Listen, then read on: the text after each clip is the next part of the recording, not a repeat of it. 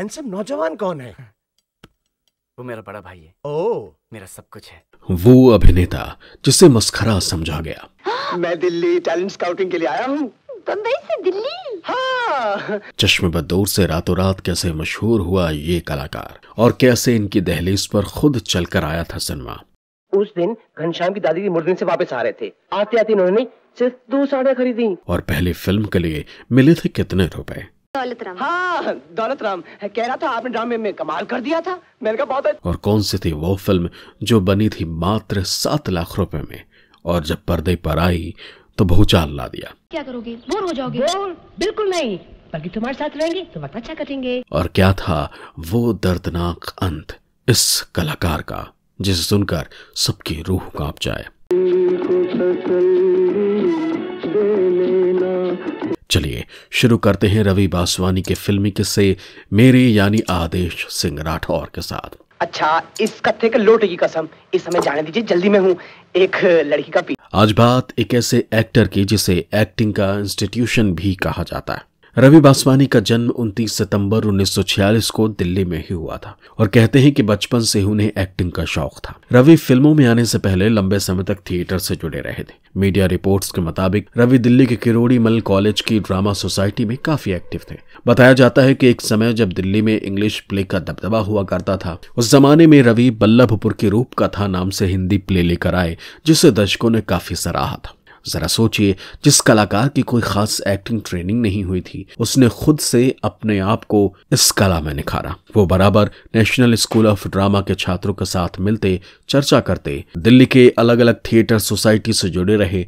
यही नहीं, elite modern school Barakhamba road में थिएटर के बारे में पढ़ाने का भी काम किया। जाने भी दो यारो नाम की किताब में लेखक जय अर्जुन सिंह लिखते हैं कि रवि ने उनसे बातचीत में बताया कि शुरुआती दौर में उन्हें बंबई जाने का ख्याल नहीं आया था। वो मानते थे कि अगर सिनेमा उनके लिए बना है तो वो उन तक चल कर आएगा, न कि वो वहां जाएंगे। दिल्ली के थिएटर सोसाइटी में लगातार जुड़े रहने से उन्हें नसीरुद्दीन शाह के बारे में जानने का मौका मिला। सई परांजपे की 1980 में आई फिल्म स्पर्श में किरदार की तैयारी के दौरान रवि की मुलाकात नसीर साहब से हुई थी।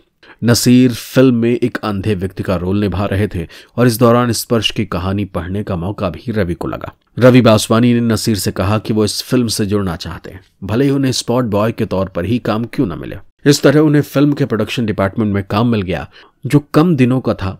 फिर वो दिल्ली लौट गए। इस छोटे से अंतराल में फिल्म के निर्देशक और पारखी नजरों वाली सई परांजपे की उन पर कुछ खास नजर आई। सई ने फिल्म खत्म की और हाथ से लिखे लेटर के जरिए अपनी अगली फिल्म धुआं धुआं में काम करने का प्रस्ताव रवि तक भेज दिया, जिसमें फारूक शेख भी थे। सई ने लिखा, अगर तुम्हारी तरफ से हाँ है तो 4 सितंबर को मुंबई में शूट है। राजधानी का किराया हम देख लेंगे, लेकिन अगर नहीं आ सकते तो कोई बात नहीं, लेकिन मुझे जल्दी बताओ। रवि ने हाँ कही, मुंबई आ गए। बाद में यही फिल्म चश्मे-बदौर नाम से दर्शकों के सामने आई, और उसके बाद जो हुआ वो हर फिल्म प्रेमी जानता है। रवि का काम सबको भा गया।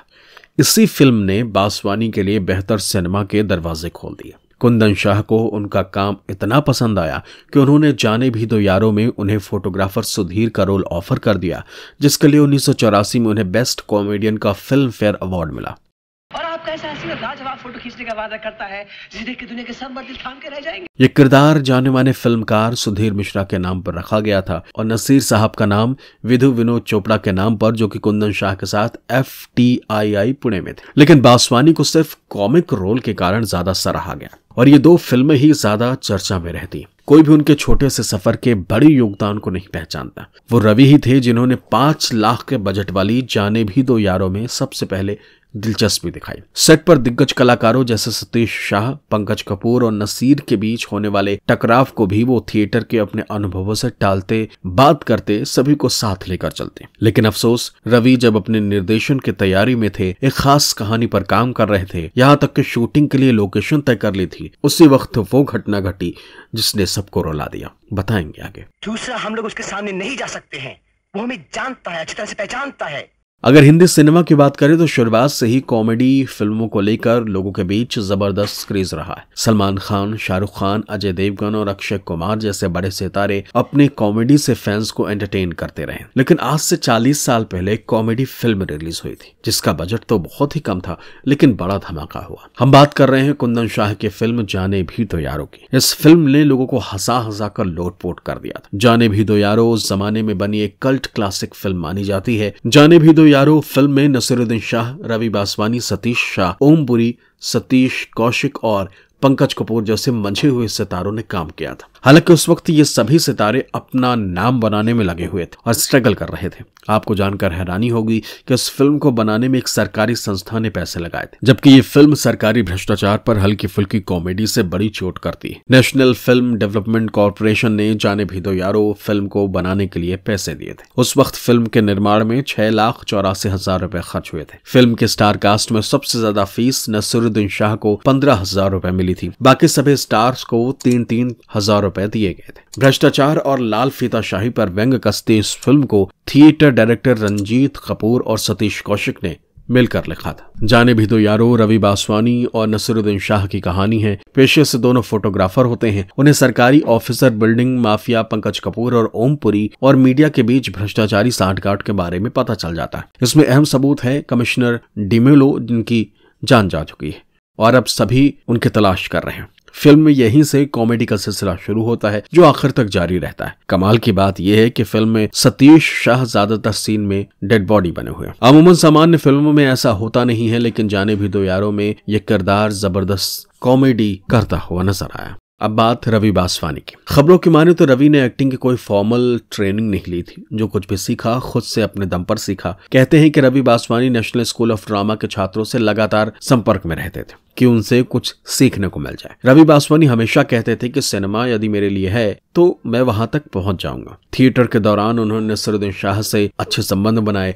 और उसके बाद से ही वो लगातार उनसे मिलते जुलते रहे और आखिरकार उन्होंने अपना नाम भी कमाया। अब बात करते हैं प्यार तूने क्या किया। प्यार तूने क्या किया में रवि बासवानी का रोल एक व्यवसायी का था जिसे उसका नौकर गुंडे के नाम से फोन करता और ठगता। नौकर के रोल में राजपाल यादव सबको याद रहते, परंतु रवि बासवानी की अच्छी एक्टिंग के बिना राजपाल यादव वाला रोल नहीं उठ सकता था। रवि बासवानी का डरा सहमा चिंता मग्न चेहरा ही राजपाल की कुटिलता को रंग देता है। तो रवि मस्खरे नहीं एक्टर थे। ये बात और है कि उन्होंने शुरुआत कॉमिक रोल से की। हमारे यहाँ अमूमन यही होता है कि कलाकार अपनी प्रारंभिक छवि से बंद कर रह जाता है। रवि बासवानी इस छवि की कैद से आजाद होना चाहते थे। उनका एक अनदेखा सा संघर्ष मसाला फिल्मों से था। विडंबना यही रही कि उन्हें कुमुक लेने के लिए मसाला फिल्मों के खेमे में ही आना पड़ता था, इसलिए वो इधर मजबूरी में आते थे। अभी हाल ही में वो एक विज्ञापन में नजर आए थे। दरअसल उनका समय तो अब आ रहा था। वो जाने भी दो यारों का सीक्वल बनाने के फिराक में थे। खास बात ये कि वो जिस तरह के रोल चाहते थे, जिस तरह की फिल्मों में काम चाहते थे, वो इधर कुछ समय पहले से बनना शुरू हुई,